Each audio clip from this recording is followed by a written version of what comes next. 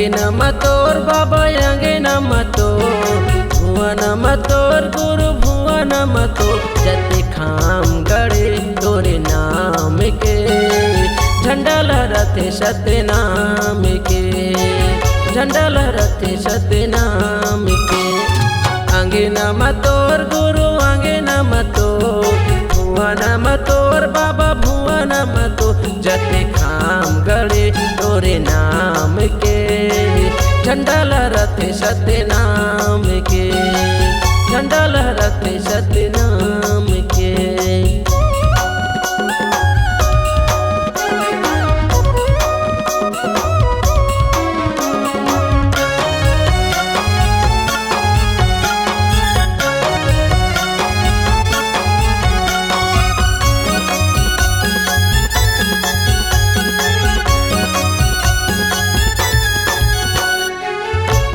पहाड़ में धुनी रमाए गुरु तशत के ज्ञान बताए गुरु तशत के ज्ञान बताए।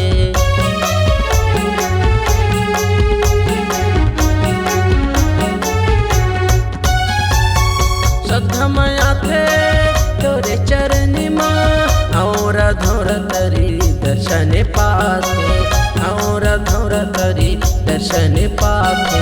अंगिनम तोर गुरु अंगिनम तोर भुवनम तोर बाबा भुवनम तोर जति खाम गड़े तोरे नाम के झंडा लहराते सतनाम के झंडा लहराते सतनाम के।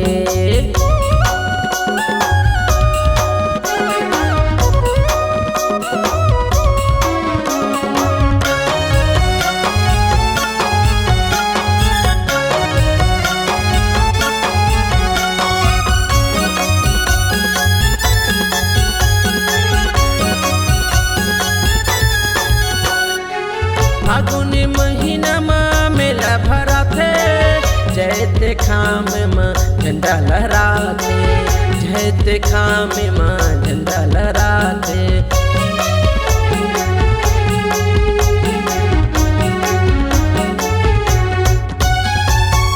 दूरी दराज ले मन के मना थे मन के मनौती हरे पाते मन के मनौती वो हरे पाते।